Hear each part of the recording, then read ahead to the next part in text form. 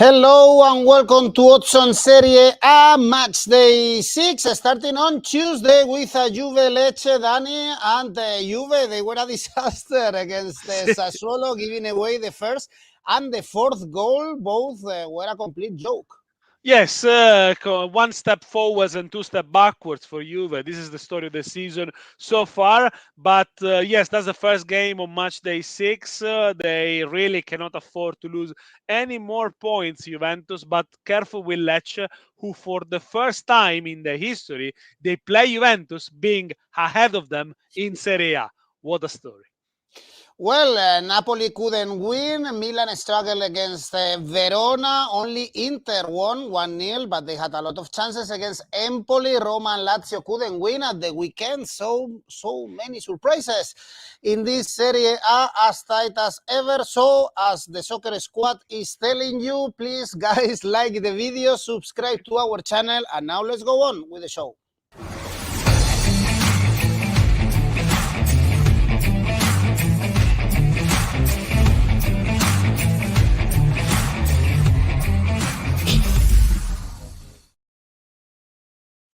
And before Danny tells you some good tips and good odds in this new match day, remember that we have an exclusive offer with 1xBet. You can get up to 130% in their welcome bonus. Use our promo code, our link in the description, and you can get good money in Serie A, as we are showing you right now, 1xBet website. Well, Danny, as I said before, the first game is Juve Lecce. Lecce third in the standings, Juve fourth, but we have to pay attention to Juve, especially, I would say, because on the positive side, we have Chiesa creating chances and looking good against Sassuolo. On the other hand, it looked awful. Szczesny with that first goal, then the defense also giving away the fourth goal, some goals that we don't see even in amateur games. Oh yeah, the own goal from Gatti, it's comical, but really, also Szczesny made a mistake. I mean, the good news for Juventus fans is that Szczesny always makes one mistake per season, so probably that should be it for now. But what Juventus lacked once again in the game of Sassuolo was the hunger, the desire, the mentality. In Italian, we call it cattiveria, being nasty, wanting to win that. And yes, yeah, really, they took two steps backwards. And the first shot on targets for Juventus against Sassuolo came after 77 minutes, and that was Chiesa's goal. They had only two shots on target in the entire game.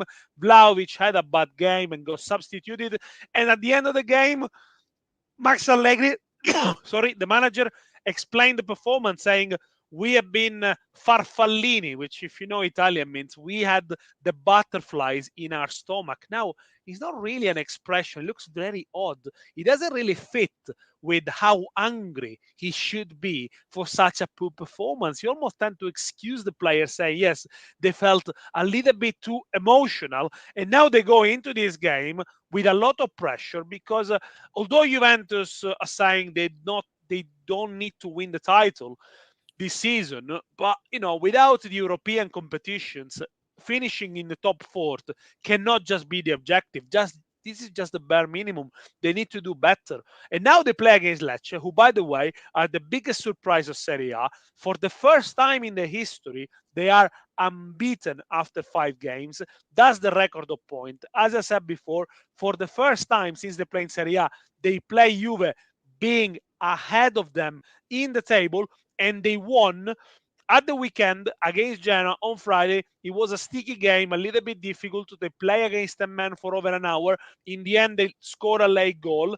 But they got a couple of players that they signed this season, Rafia, Almquist, and Kurstovic, the Montenegrin, who've been really, really big surprises. Kurstovic, very good center forward. He's almost scored a spectacular bicycle kick against Genoa. Now, Juventus, if you look at the numbers, maybe they can find some hope in that. They won the last 5 games played on a Tuesday, so the game is played tonight as we record. And Lecce have only won one of the last 14 games against Juve. But, I think this is going to be tough. And because Juve needs the points, needs the 3 points, I think they're going to revert to the old Juve with Allegri we know.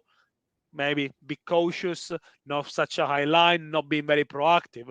And I think this is going to be a low scoring game.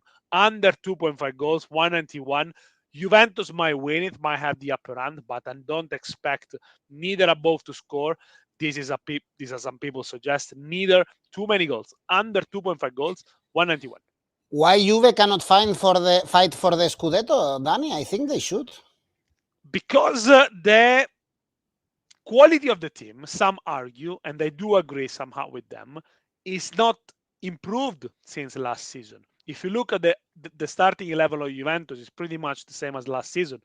And maybe midfield, the likes of Rabiot, Miretti, McKennie, they're not as good as the other midfielders of other sides, but I do believe that there are some players in these Juventus sides, like Chiesa, like Vlahovic, like Kostic, that if you put them in any other top sides in Europe or in Italy, they perform much, much better. So they need to find their own identity, they need to find their style of play, but overall, they need to play better with more hunger, with more desire, and they seem not to have this consistency. So if they do find that, of course they can fight for the Scudetto.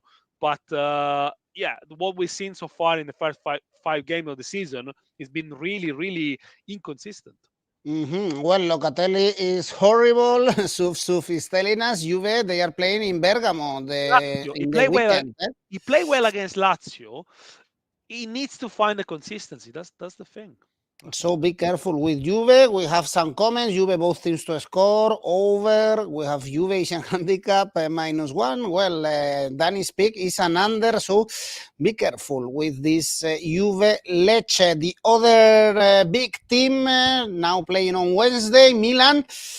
They are traveling to Sardinia. Cagliari, Milan. Also, this Milan doesn't look great. Beat 1-0 Verona, but the performance was not great. Leao scored finally the goal because he missed so many chances in the previous game, especially against Newcastle.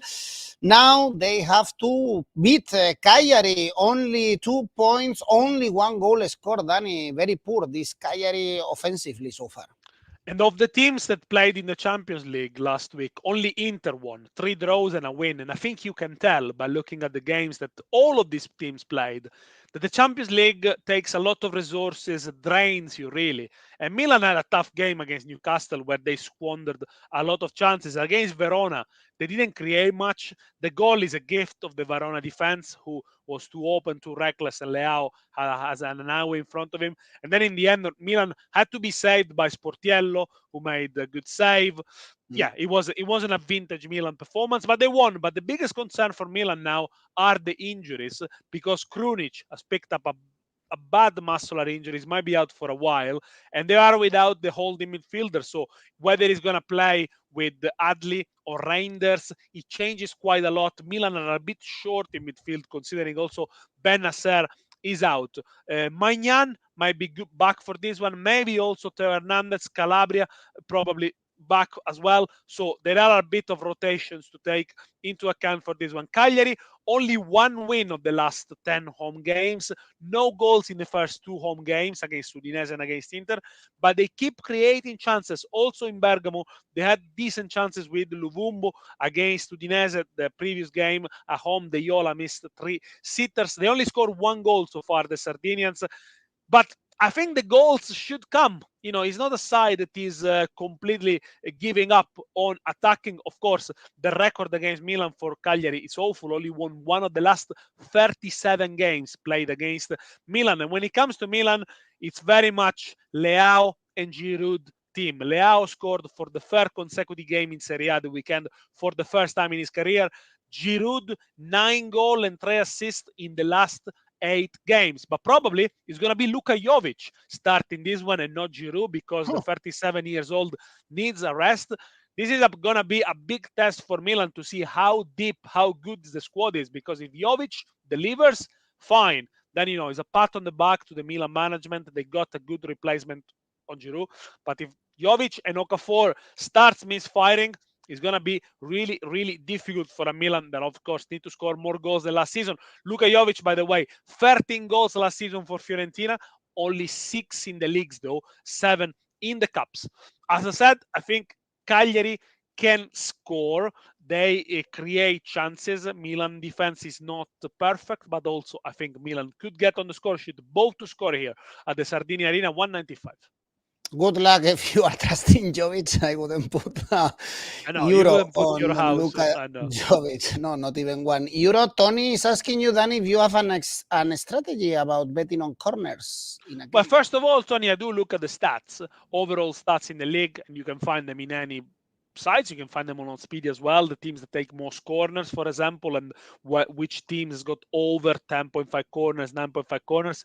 And also you have to consider how the game, try to think about how the game might go. Is it a side that is going to attack a lot on the flank? Is it a side that is likely to take the lead at the beginning, so maybe attack less, and these sort of things. But I think after 5 or 6 games in a season, you can have a good picture of the stats. Earlier than that in any competition is very, very difficult. But yes, I think you need also to look at the lineup as well to decide how attacking a side could be. But there is it's not an exact science, I would say. Teams might win 3 or 4-0 and concede a lot of corners in the last few minutes. Here we have a piece of stats, yes. For instance, for this game. Well, our audience mostly they trust Milan to win in Sardinia, and if Cagliari they have problems scoring. Our next game is Empoli Salernitana, and Empoli is the worst team in the 5 top leagues in Europe. 0 points, 0 goals scored. So bad. At least against Inter was only 1-0, but they could have conceded more goals. And they are facing a Salernitana, Danny, also still winless in this competition. Let's see if one of these teams can get their first victory of the season. Well, let's see if Empoli has the typical new manager bounce now that they're in the second game with Andrea Azzoli, who, by the way, managed them 3 times already in his history. They did okay against Inter because they didn't crumble, but you could tell Inter were tired after the game against Real Sociedad. And yes, the numbers of Empoli are really worrying. No team in Serie A history never scored a goal after 5 games, neither got a point. So they already set a record. The last goal they scored was in the 28th of May, over 530 minutes. They got attacking players, the like of Baldanzi, Cambiaghi, Caputo, Destro on the bench. They do seem obviously to lack the cutting edge. They also been a little bit unlucky in the first couple of games this season. The calendar with Empoli has not been kind. They played Roma, Juventus, Inter. So now it gets easier for the Tuscan side, and this is a sort of game that they need to pick up at least a point. Salernitana, no win so far, still a very, very leaky defense, no clean sheet kept.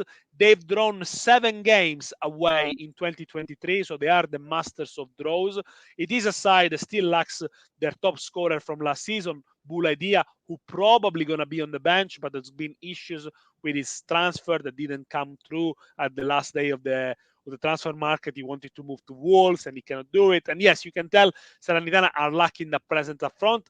They got decent players, Joan Cabral, of course, the everlasting Candreva, but is the defense. I think without Ochoa, they would have probably gone down last season. And this season, the cracks are starting to emerge.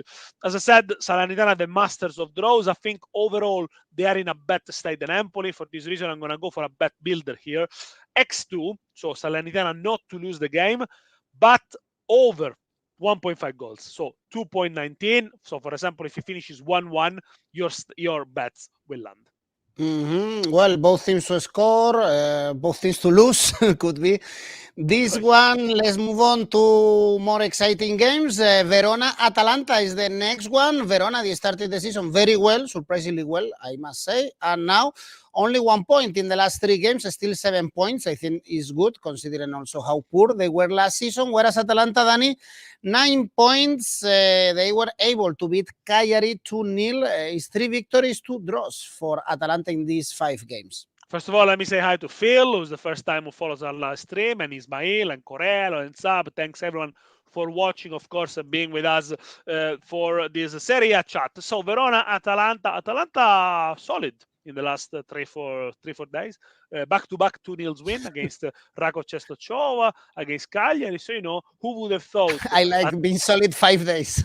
Yes, for 5 days. See the game against Fiorentina. Let's see. Exactly. Because it is Atalanta, and there's got they got an habit of conceding, but they were good. Although Cagliari had chances. Another assist from the Catalare is a complete different player for the one we saw at Milan. He's playing more regularly. A goal from Pasalic from the bench. By the way, 44 goals in Serie A for Pasalic. One of those players that often it's under the radar, but he always looks very, very handy. Atalanta, yes, won the game, and see if they can continue. No draws in the last 13 games for Atalanta, by the way. So they either win or lose. The last one was 1-1 against Fiorentina in April. But this is going to be a tough one, I think, because Verona, it is true they haven't scored in the last 2 games against Bologna and Milan, but had chances, especially in Milano. Sportiello, as I mentioned, made a very good save to deny them the equalizer. So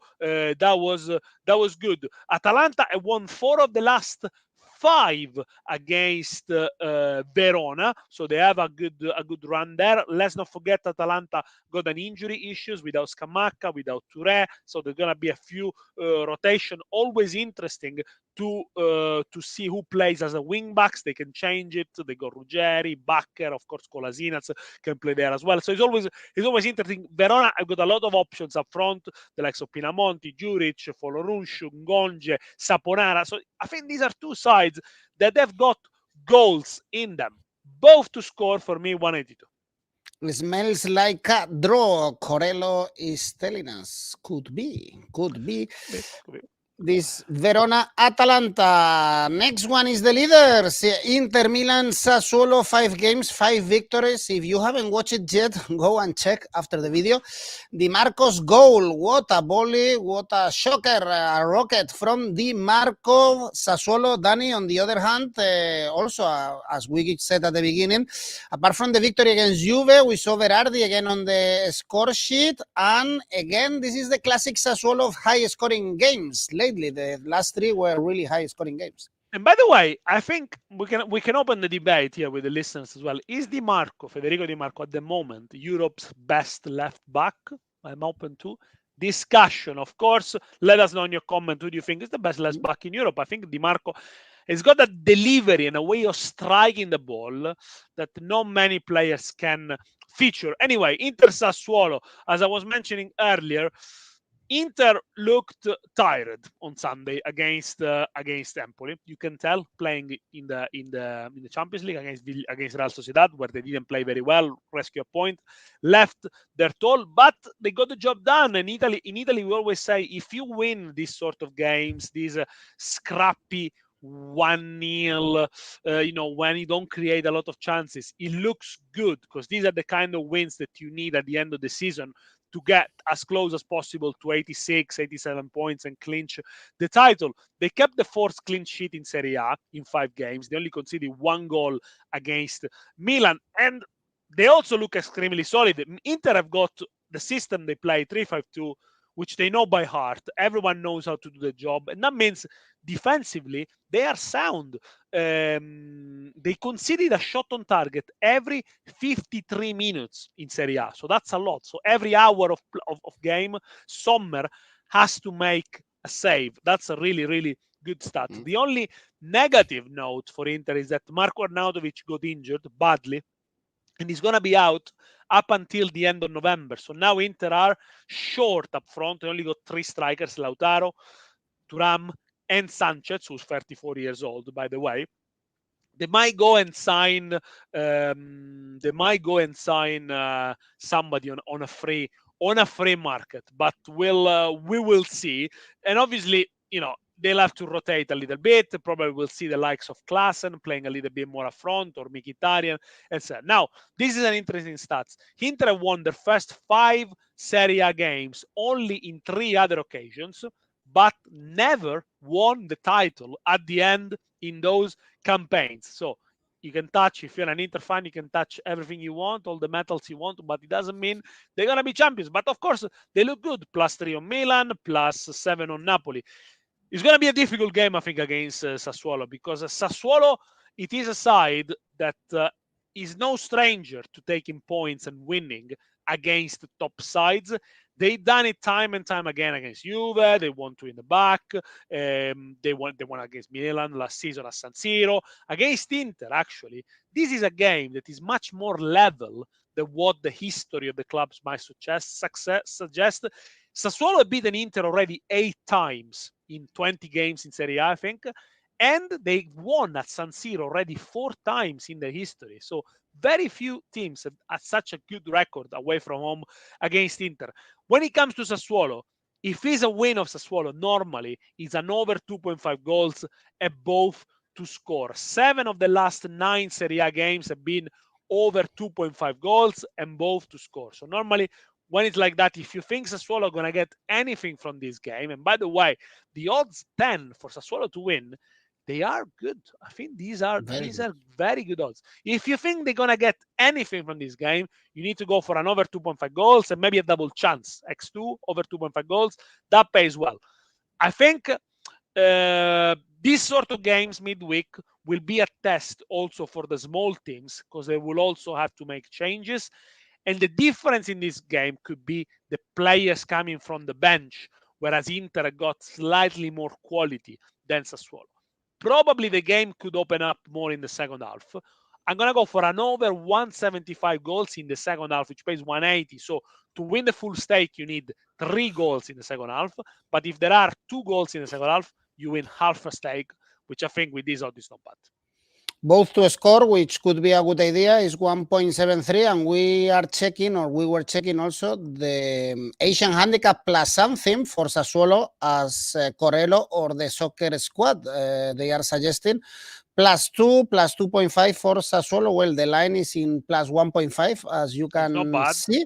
Not bad. So even if Sassuolo lose by 1 goal, you win your bet with +2 is 1.6, which is not bad at all for kind of a safe bet. So good odds to back somehow Sassuolo if you think Inter might struggle here, because they are tired, or they were tired, as Danny was telling us. Another team, one team that is not looking well in this start of the season is Lazio. Next game, Lazio-Torino, and perhaps here we have good odds to back the away team, because Torino, they were toe-to-toe with Roma last Sunday. They got a draw. Zapata scored his first goal for Torino, Danny, and Lazio still with so many problems. Only 1 victory this season, and it was in the hardest stadium in the Maradona.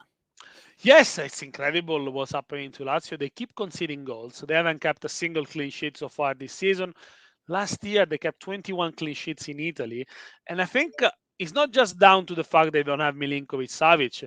Is that maybe there isn't enough protection in the midfield, the distances between midfield and defense, the fact that Daichi Kamada is not a holding midfielder. So Sarri still looking for his best formation, and whether he can play Kamada and Luis Alberto together. This has to be seen. By the way, this is the worst start of the season for Lazio since 2001, 2002.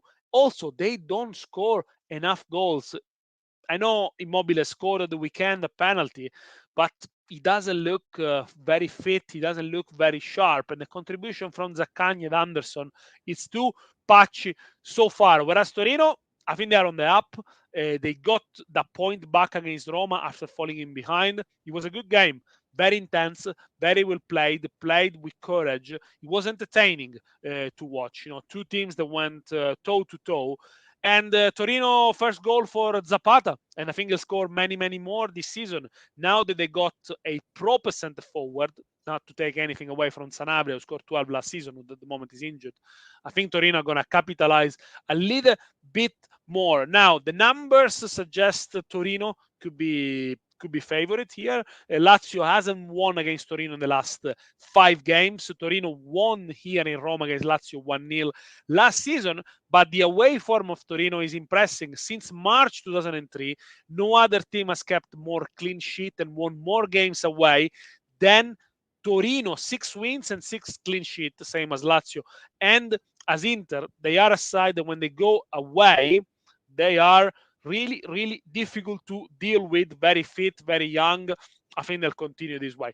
It's gonna be cagey for me. I don't think they're gonna be too many goals. Maybe they're gonna be 3 goals in the game. I'm gonna go under 1.25 goals in the second half, which means if there is only 1 goal in the second half, you win half a stake. No goals in the second half, you win the full stake. More than a goal in the second half, you lose your stake. Well, in the recent games between these two teams, we saw under 2.5 goals mostly, so KG ones. We can check right now. The line for the goals market under 2.5 goals is 1.72. Lazio is not reliable. Corello, stay away from Lazio. It doesn't look wise going for Lazio, but also we have some other people trusting Sarri's men. Almas, call me crazy, but Torino to win. I don't think you are crazy. It's not impossible, Almas. I No, think Torino are a side that if things turn for them, they could finish in the top 7 this season. I don't see them inferior to Fiorentina, for example. So yeah, it could be a good shout. Well, next game, Danny, Napoli, Udinese. It looks like a poor defending champion. This Napoli already 7 points away from Inter. This is a bad start with Osimhen missing so many chances. In this case, even penalties. 3 consecutive games without victory. For Napoli, luckily for them, Udinese seems like the good rival to get the 3 points. 3 consecutive games without scoring a single goal for Udinese. Only 1 goal scored this season. Look, if Napoli had played against any other of the 20 Serie A sides, maybe apart from Empoli, I would have gone with a cautious approach. But because they play Udinese, well, at the moment probably they're in a much worse state than them, I'm going to go for a Napoli win, and actually a win with a large margin. So my pick here is Napoli winning over 2.5 goals, which pays 227. Now, Napoli are in crisis. The team that has won the Scudetto, has dominated Serie A last season, is somehow lost. And you wonder why? Because it's the same players, really, with a couple of additions on the bench, but it's the same starting 11. They've lost that belief. They've lost a little bit of hunger as well. It could happen when a team doesn't win for many years. It could happen in that. They changed the manager. But I think Napoli needs to understand that winning the Scudetto back-to-back, although they never done in their history, is not impossible considering the level of Serie A and considering how well they played last season. They seem to think that, it will be a miracle, but I don't think it is. And maybe they lost that sort of belief in themselves. Currently, they're outside of the Champions League spot. And by the way, this is the worst start to Serie A since 2015-2016. So Rudy Garcia is under pressure. He's got 3 or 4 games to sort it out. In a couple of weeks' time, he hosts Real Madrid. Should he not win those games and lose against the Spanish side, comes the international break, I would be worried for him, and he might get replaced. Conte is on the market, for example. Napoli players look frustrated, they look nervous. Rudy Garcia changes during games. The substitution of Cravascelli, Osimhen don't really seem to convince anybody. But on the other hand, they host a team that is desperate. The Friulani, Udinese, they've been weakened in the summer. They lost good players, one above all Beto. They lost Becao at the back. They lost Udogi, and they're not being replaced properly. And obviously, the absence for injury of Gerard Deulofeu is so important for them. Last season, when Deulofeu got injured, they basically stopped scoring. But against Fiorentina, they were extremely unlucky. They lost 2-0, and by looking at the score sheet, you will say, okay, that's a typical toothless Udinese with Luca Tuaven and success that cannot score to save their life. Actually, no. They missed 5 or 6 clear-cut chances. If you look at the expected goal for Udinese, it was 2.34. Fiorentina expected goals was 0.38, but Fiorentina took the chances and won thanks to 2 goals on the break. I think Udinese are here for the taking for Napoli. By the way, they are unbeaten against Udinese in 14 games. They won all the last 9 home games against Udinese. Udinese got also a few injuries, up to 8 players not available between starters and French players. Also, Napoli's got a couple of injuries without Juan Jesus, Juan Ramani in the defense. Napoli might concede. I think they're going to win by a good margin. Their bad run cannot continue. Is someone suggesting Osimhen to score? Yes, that could be a good one. Napoli win, Osimhen to score. Napoli win and Kvaratskhelia to score. I mean, so far, 0 assists, 0 goals. I got him in my fantasy league in Italy. Come on, Kvaratskhelia. You are better than that. Napoli win and over 2.5 goals to 27.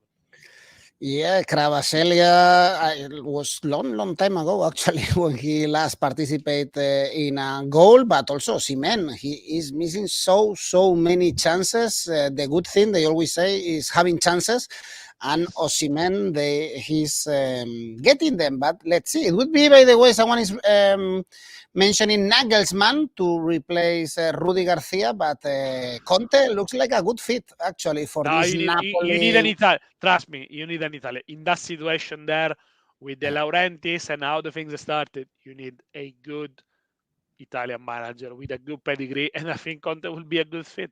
Yeah, I would like to see Conte actually in that bench. Well, let's see. Napoli, again, they have to bounce back already. 3 winless games for them. And on Thursday, we have 3 games. Frosinone Fiorentina is the first one. Amazing start for Frosinone. I think no one could see this. 8 points. Their only defeat actually came against Napoli in match day 1, whereas Fiorentina, Dani, also good start, 10 points. Last season they struggled in Serie A because they were focused in the cups. So far, as you mentioned, no, they are taking the chances, and only 1 defeat, and was against Inter.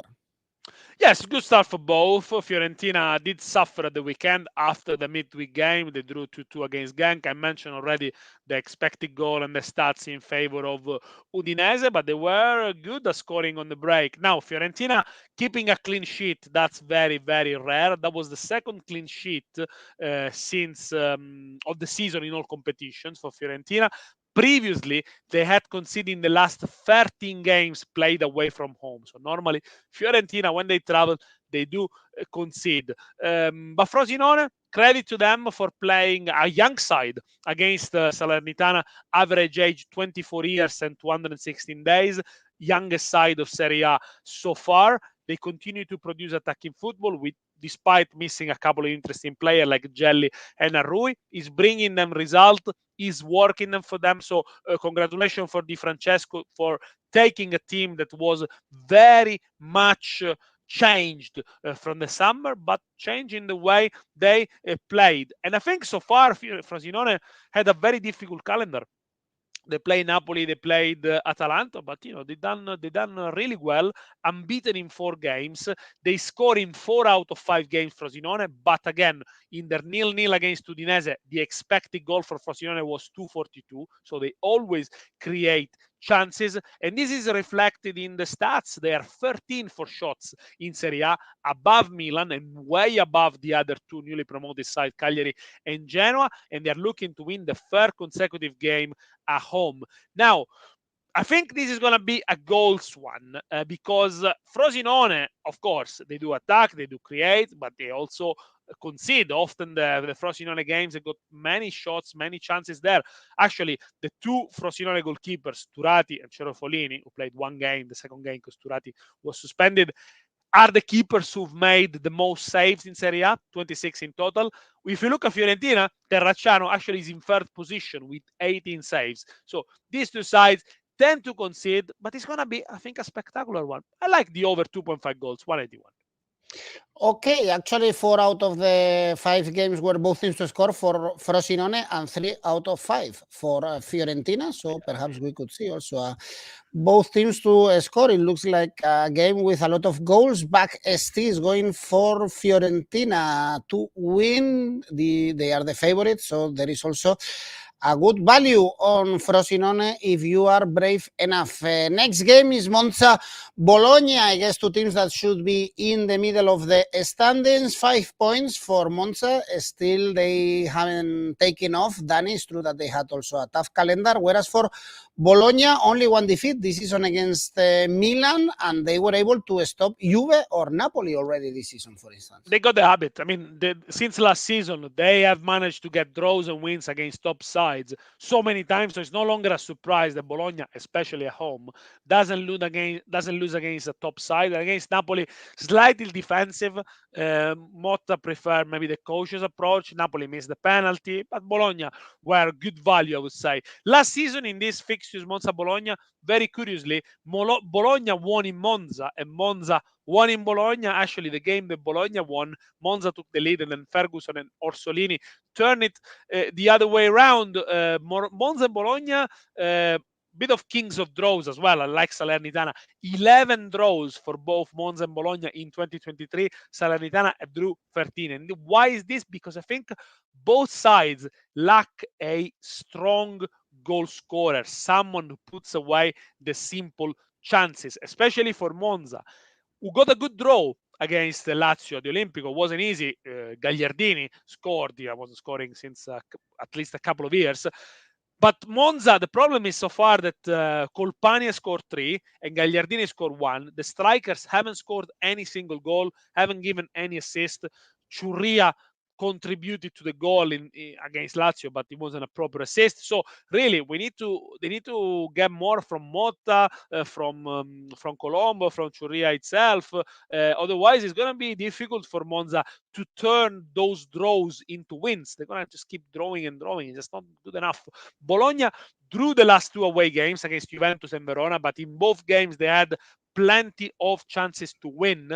And I think this is a game that Bologna potentially could actually win. 3.10 for a Bologna win, I think it's a very, very good odds. But, if you want to go a little bit cautious, maybe it's going to be a draw again for these two sides. Go for a nation handicap plus 0.25 for Bologna, 180. So if they draw, you win half a stake.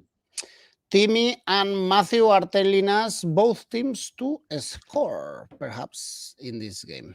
Well, and the last game to analyze also on Thursday is Genoa. Roma still with 1 victory only this season. It was against Empoli, against Torino. It looked like the classic Mourinho performance, 1-0, and put the game to sleep, but they conceded again in set pieces. Good news is that Lukaku is scoring, Danny, but the bad news is that they only have 5 points. I think it's a very poor start. It's a poor start due to the first 2 games against Salernitana and Verona, a lot of defensive mistakes and also a touch of bad luck. But maybe things are turning now for Mourinho. As long as he has Dybala and Lukaku on the pitch together, things will be okay. They will be fine. I'm not sure if they're going to finish in the top 4, but they're going to challenge until the end. If one of those 2 goes missing because of an injury, that's going to be a real problem. Against Sheriff in midweek, as soon as Dybala came on in the second half, Roma scored, and then really Sheriff couldn't pass the halfway line.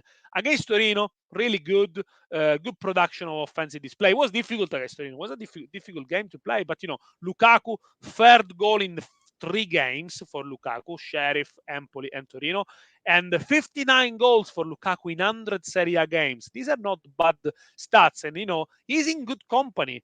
Players who had similar numbers were the likes of Shevchenko, Trezeguet. So that tells you Lukaku in Serie A. Yeah, Lukaku in Serie A is a top player if he's fit. If he plays with Dybala, he will score, he will produce chances.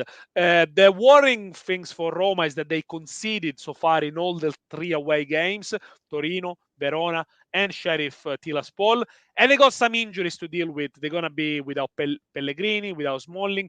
Renato Sanchez is again injured, but obviously that's not a surprise. That will help Cristante playing a little bit closer to goal. Maybe it could be a threat. So, Cristante to score, Cristante to give an assist in the next couple of weeks or this week could be an interesting one. Genoa lost against Lecce. It's not a drama because they had decent start of the season. They play with 10 men for more than an hour because Martin got sent off. So far, they are defensively good for their standards. They only conceded 8 goals. That's the first time since 2016. So it's not a bad defensive display. And I think for this one, they're going to go as well defensively Gudmundsson and Retegui up front, Malinowski probably from the bench, and two journeymen in midfield, Badeli and Strootman, former Roma player, in the middle. They're going to make it difficult. But I think Mourinho probably is going to be classic Mourinhata, as we call it, 1-0, 2-0 for Roma. I like the Roma win here, 220. Okay, many people are trusting Roma, actually. Safe bet, Roma to win for Almas, Roma to win for Nevi. Corello, our friend, surely Roma are going to win here, but I stay more with Idris, actually. Roma is so unpredictable, so they might win, but I don't think this is a safe bet going for Roma this season. Tell me that I really like Roma. Danny, which one is your safe bet for this midweek match day? At the Maradona, the champions, Napoli against Udinese, Napoli are going to win, 137. Especially, as Danny said, because Udinese, they are so poor. And the ACCA, Danny? Which we got right last week, by the way. So it was 387, but yeah, the ACCA landed, the first ACCA of the Serie A season. Let's try to do it again. Good. Let's try to do it again this midweek. Cagliari Milan, over 1.5 goals. Lazio Torino, first half a draw. First half double chance. 1-2. Let's start again so we make it easier for the people who need to do it.